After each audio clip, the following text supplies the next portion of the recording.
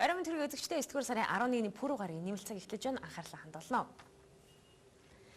Узбекийн Ташкент хотод зохион байгуулагдаж байгаа бүхий чөлөөт барилдааны насанд хүрэгчдийн дэлхийн аваргын дивжин монголчуудад ээл ивэл ярамгүй өглөө.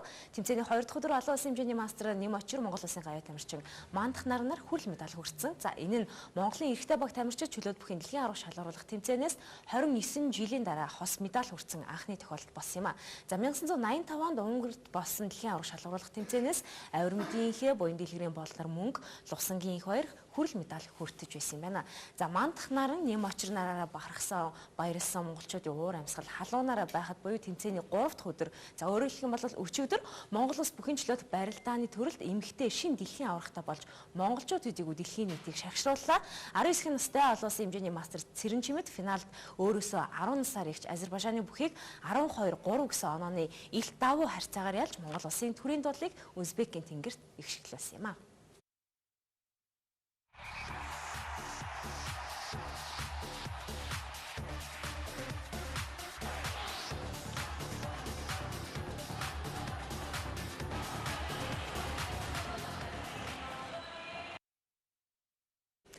Төлсөхийн Цэрэн Чимдийн энэ алтан медаль нь бүхий чөлөөт барилдааны дэлхийн аварга шалгаруулалт тэмцээний түүхэнд дэх Монгол улсын 5 дахь алтан медаль болж байна.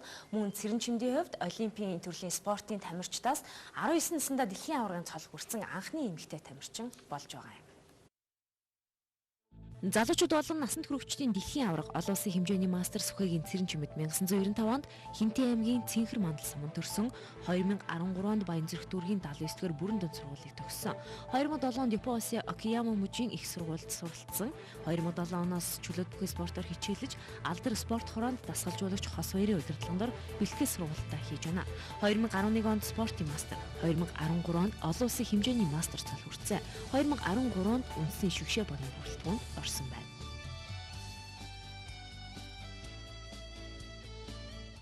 Дэлхийн аварга Цэрэн Чимэд 2007 оноос эхлэн алдар спорт хороо дасгалжуулагч Хос хоёрын удирдлагын дор бүхий чөлөөт барилдаанаар хичээлж эхэлсэн талаар сая та бүхэнд мэдээлэл хүргэлээ. За экспортод хөл 57 жилиг өнгөрүүлэхдээ өсвөрөө залуучуудаас эхлээд насанд хүрэгчдийн дэлхийн аварга цолонд хүрээд байгаа юм. Түүний дотоодын болоод олон улсад үзүүлсэн амжилтуудыг та бүхэнд одоо танилцуулъя.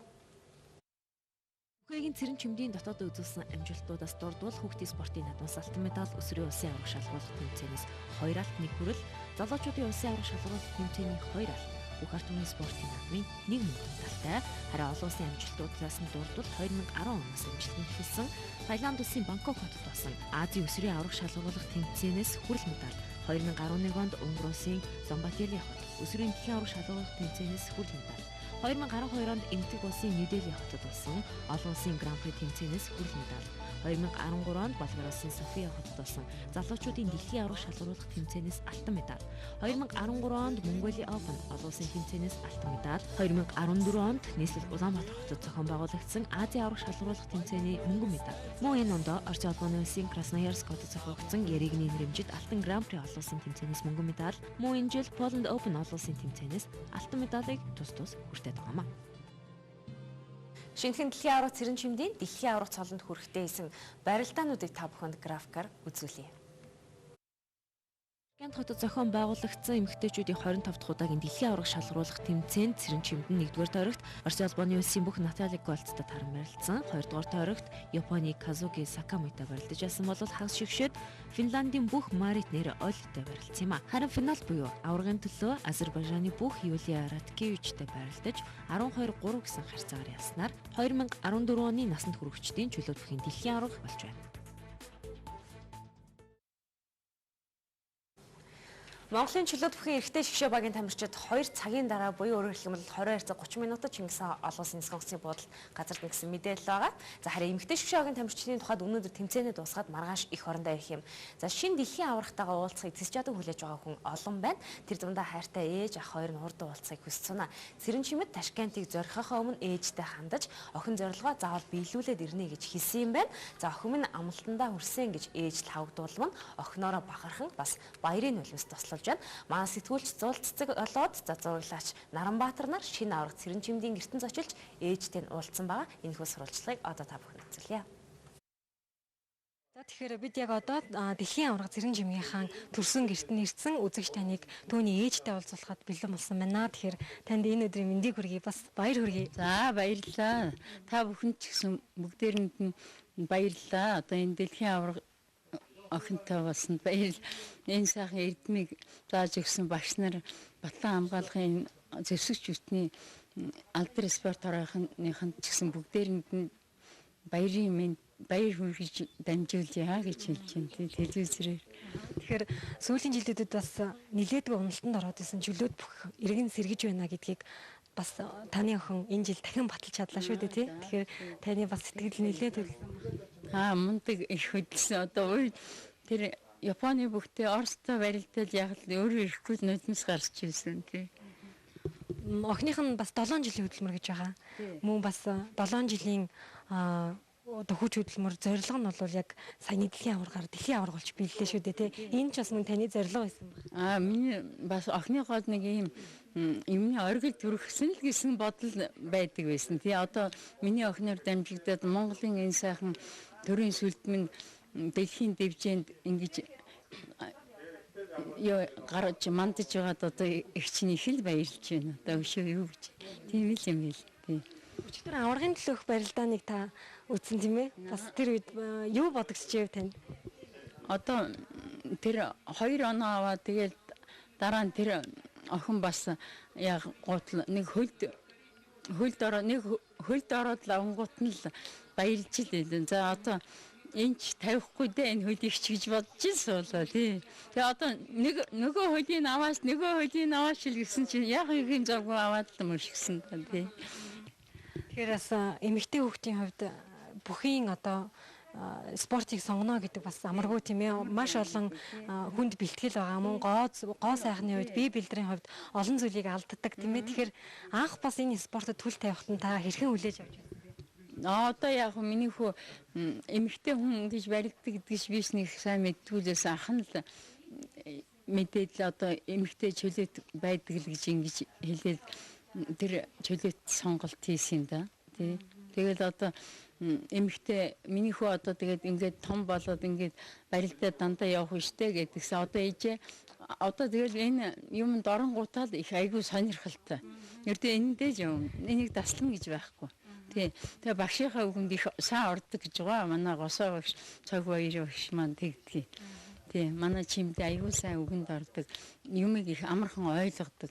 Тэгээ бэлтгэл ингээд хийлгүүлээ шинээр юм заадаг юм байгаа гэдэг багш нар нь.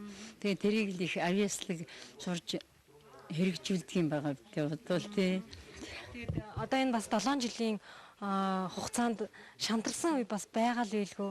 Ер нь зэрэн чимдээ үед хэр бас одоо шантарж энэ талаар тантай ер нь хуваалцдаг байсан уу? Одоо ирээд хэлнэ. Энэ өсвөр үеийн одоо Азийн аварга шалгаруулах тэмцээнд Тайланд явсан байгаа. Тэгээд тэрэнд нэг ялагчаад ирсэн. Тэгээд уйлаад би бүгдийг ялнаа гэж чарлж байгаа ингээд бүр дэшээд уйлаад тий.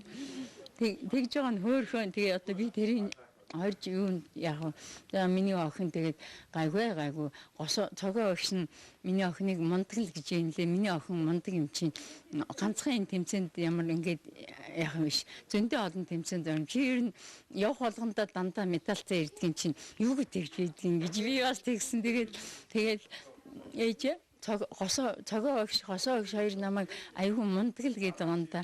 Намайг төрөлхийн тэгээд байгаа юм да гэж тэгээд тий. Баярлалаа танд. Сайхан охин төрүүлж үнэхээр дэлхийн аварга болсон танд дахин баяр хүргэе. За баярлалаа. Энэ маань бас орон нутаг тэгээд энэ алдар спорт орооны энэ сайхан багш нар эрдэм номоо миний охинд харамгүй сайхан өгж миний охин ч гэсэн ийм сайхан эрдэм номыг сайхан суралцсанд би одоо охиндоо алдар спорт орооныхон нутаг орныхонд бүгдээрэнд нь баярлснаа илэрхийлээд одоо бүгдээрэнд нь хан хинтийч хамт олондоо ч гэсэн гэл мэдчиж байна да. Баярлснаа илэрхийлье да. Тэр үзэгч таныг бид бас дэлхийн аварга зэрэн чимгийнхаа төрсөн ахлах майдартай уулзуулж байна. Тэгээд бас төрсөн дүүн дэлхийн аварга болчихлоо. Сэтгэлээ үзэгчтэй хаалцахгүй юу? За баярлалаа. Сэтгэл маш их өндөр байна. Дүү маань дэлхийн аварга болчихлоо. Тэгээд маш сайн барилдсан. Сэтгэл маш их өндөр байна. Маш их баярлалаа. Аваргын төлөөх барилдааныг үзэж соход юу бодож чи? Одоо ямар ч хэлсэн суглаан бол их хүнд хэцүү таарсан. Тэгээ Оростой барилдах их хэцүү барилдсан. Японтой ч гэсэн их сайн барилдсан. Тэгээд Японыг ялсан, Орос Япон хоёрыг ялсны дараа бол миний дүү бол одоо үлдсэн барилдаандаа бол амжилттай бас сайн барилдах байх гэсэн итгэл байсан. Тэгээ аврагын төлөө мажлыг сэтгэл догтлон хүлээж ирсэн. Тэгээд маш их амжилттай сайн барилдсан. Сая ээж тань хэлсэн хамгийн анх бас таныг энэ хүү спортод бас дүүгээ хөтлөн оруулсан гэж тийм ээ. Тэр талаараас та. Би өөрөө аврагын төвийн дээд сургуулийн 2001 оноос 2005 онд дөрөсөн. Тэгээд ажил төрөл хийж байгаад 2007 онд Солонгос явсан. Тэгээд Солонгос явахаас өмнө дүүгээ Алтарс спорт хороонд оруулж хос хоёр багшийн өдөрлөгөнд бэлтгэл сургалтын хэлж ингэж яасан да. Бас олон ч одоо улсын болон дэлхийн олон тэмцээнд оролцож исэн тийм ээ. Тэгээд одоо энэ жил бол 7 жилийн дараа өөрийнхөө зорилгыг биелүүлж чадсан шүү дээ. Та үнэхээр энд итгэлтэй байсан үстэй тийм ээ. Энэ дэр өстой итгэлгүй бүр яг надаас ингээл үзээ сууж явахдаа бол баг ингээл зүгээр нэг тэмцээн юм шиг санагдал. Хитэл эн чин дэлхийн аврах шүү дээ гэж бодглоо ингээл дээш огшоол их л гоё байсан. Тэгэл ингээл төрүүлсэн чинь үнэхээр нүднээс нөлөөс өөр их баярлсан. Аврагын манд бас бэртэл гэмтэл юу хэр байсан болоо?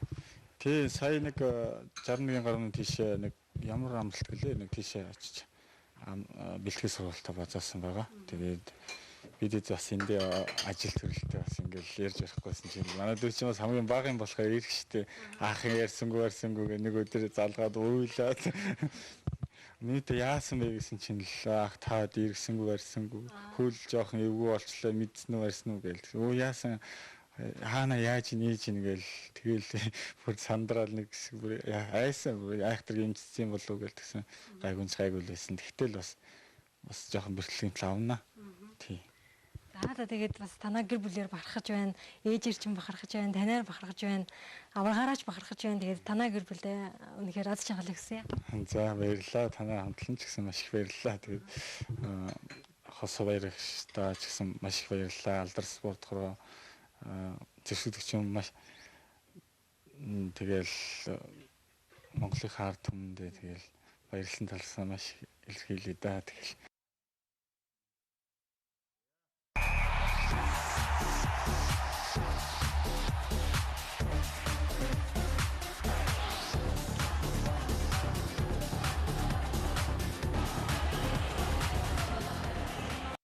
Нэмэлт цагийг сонгоо үзэж байгаа үзэгч та бүхэндээ баярлалаа, хөтөлбөр үргэлжилж байна. За Бүгд найрамдах Солонгос улсын Инчон хотод 9 хоногийн дараа буюу 9-р сарын 19-нд нээлттэй хийгээд 20-ны өдөр Азийн наадам эхлэх гэж байгаа. За үүнд бол Монголын баг бүрэлдэхүүн 222 хүний эсрэг бүрэлдэхүүнтэй оролцсон. За багийн спортын төрөлд бол манай сагсчид эрэгтэй эмэгтэй бүтэн багаараа энэ жил оролцох гэж байгаамаа. Энэ үднээсээ та бүхэндээ за сагсны Үндсэн шгшээ хагийн дасгалжуулагч Баяр Цогтолоод Монголын сагсан бөмбөгийн холбооны мэрэгжлийн зөвлөлийн дараа мандуул нарыг уулзуулахаар студид бид урьж авчирсан юм. Орой минь хүргэе. За Азийн наадам эхлэхэд хэдхэн хоног үлдлээ. Шгшээ хагийнхын цуглалтанд гарсан баг гэсэн сонсон. Хизэнээс бэлтгэлээ хийж эхлэв. Бэлтгэл хангалт юу нь ямар вэ? Шгшээ хаг бол одоо цуглалтанд гад сар орчим болж байна. Тэгээ энэ бол бэлтгэл суулт одоо бол хангадаад одоо тоглолтын бэлтгэлтэй ороод явж байна. Тэгээд 9 сарын 16-нд эх орноос мөрдөөд Солонгост бас соёл тоглолт хийгээд тэгээд 20-нд хамгийн ихний тоглолтоо Хонконгийн багтай ихээр одоо суулгаад хаасан баг. Азийн наадмын урьдчилсан тоглолтыг бол эхэлж хийгээд за тэндээсээ шалгарсан тохиолдолд яг Азийн наадмын хэсэгт хуваарлаж тоглох юм юутай байгаа тийм ээ зохицуулалт нь. Тэгэхээр яг эхний ээлжинд ямар багуудтай тоглохоор болсон байна. Замартаач Хонконг байгаа юм бэлээ. Хонконг, Кувейт, Малдив. Энэ гурван багтай. Хонконгийн багтай бол Зүүн Азийн аврах шалгаруулах тэмцээн дээр тоглож ирсэн шүү дээ. Бараг л хоцсон гэж хэлж байна л да. Гэтэ хожигдсан л да 3 онооны зэрэгтэй ялуу. Энэ удаад бас ямар зорилго дэвшүүлсэн байна? За, ер нь бол мэдээж хэсгээс гарах зорилготой байгаа. Тэгээд Хонконгийн багтай хамгийн ихний тоглолт таасан байгаа. Зүүн Азийн аврагаас бас хамгийн ихний тоглолт таасан. Тийм ба. Зүүн Азийн аврагт бол ерөнхийдөө манай шгшээ баг биднээс өөрснийгөө довтлоонд өөрснийгөө бүрэн сулж чөлөөлж чадчихсан боловч одоо довтлооны хувь одоо шидэлтийн хувь аягүй бага байсан. За энэ дээр маш их ажиллаж байгаа. За тэгээд одоо мэдээж эсрэг байгаа судалж байгаа. Тэгээд хожно гэсэн зорилготой л байна. Ер нь Азийн наадамд явах чинь гэхээр манай багийн бүрэлдэхүүн ямар байгаа юм бол гэж спорт сонирхогч, сагсан мөнгө сонирхогч хамгийн түрүүнд бодно л доо. Тэгэхээр ер нь урд урдны олон улсын тэмцээнүүд оролцож байсан баг тэр хിവэрэ байна уу? Аль эсвэл өөрчлөлт орсон уу? За ер нь бол одоо шгшээ баг дээр бол 18-аас 20 тоглогч үйдэг. За энэ тоглогчийг шгшээгийн бэлтгэл дуудаад за явцсан дунд зарим тоглогч нь бэлтгэл хэмтэлтэй. Тэгээд ингээл явсаа одоо 12 тоглогч сонгож шалгуулсан байгаа. За яг өмнөх одоо Азийн наадамд явж ирсэнээс бол арай жоохон бүрэлдэхүүн өөрчлөгдсөн байгаа.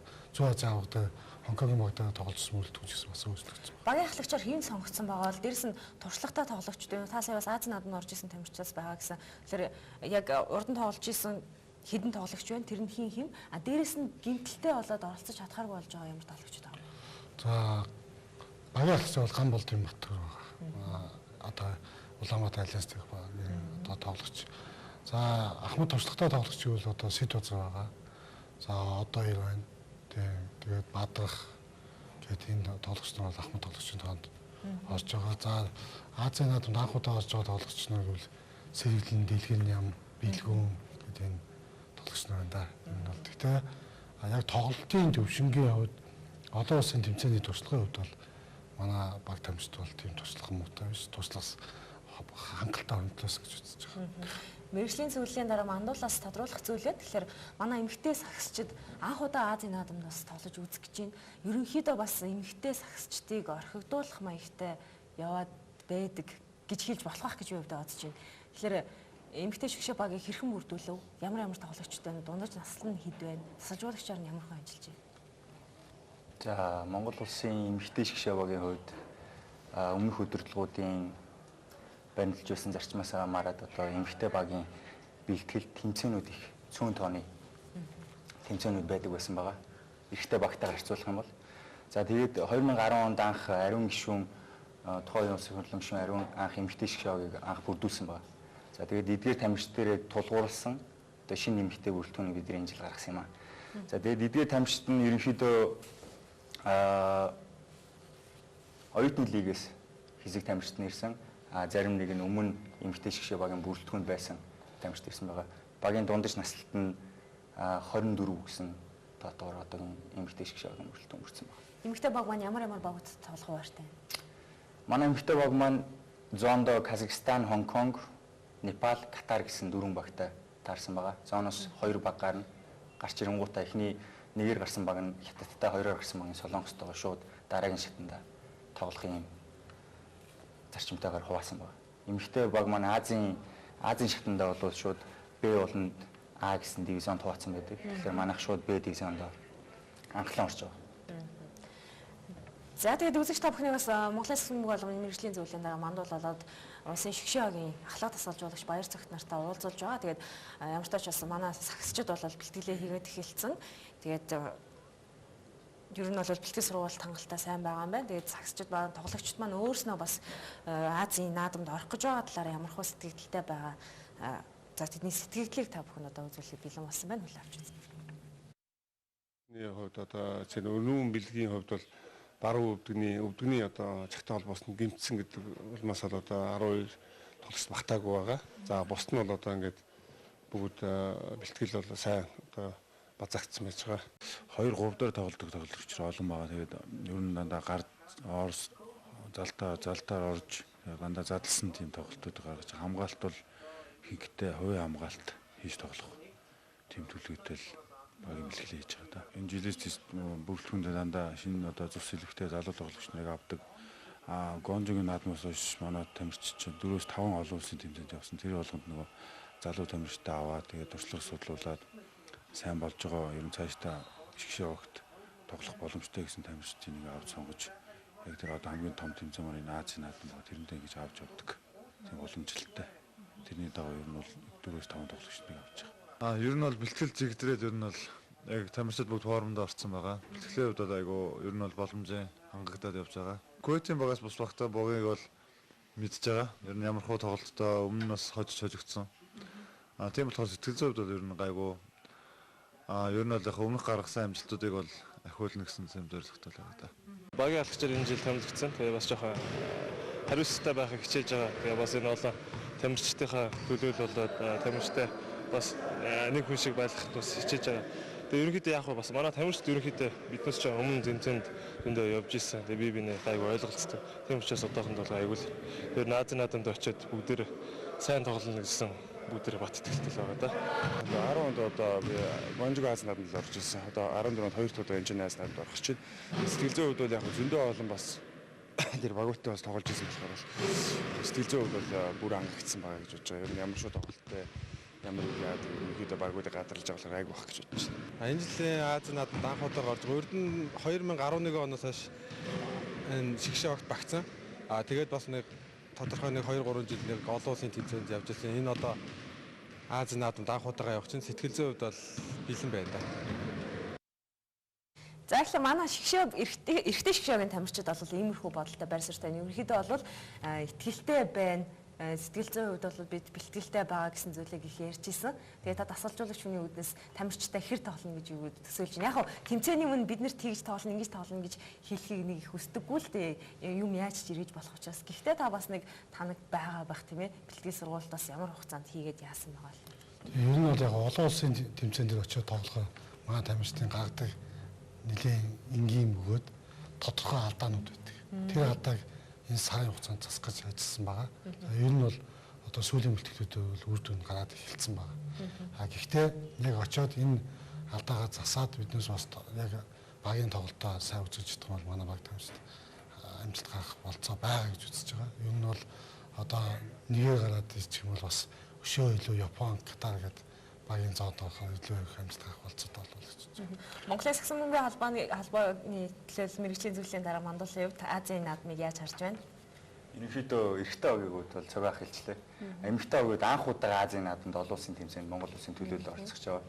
Ерөнхийдөө бид нар бол нэг хожлын төлөө явж байгаа. Гэхдээ мэдээж бидний дотор тэр хожих шунал бол байгаа. Юу эсний наадмаас мөнгөн медаль хүртсэн октод байгаа юу? Бүрэн бүрэлдэхүүнээр орсон байна. Гэтэ манай октод ч бас Монголын сагсанд байгаагүй түүхэн амжилтыг үзүүлсэн. Мундаг нэг хожлоор зогсохгүй бас хожил авах хаа гэж би зүгээр хувьдаа бодож байна. Амжилт хүсье та бүхэн.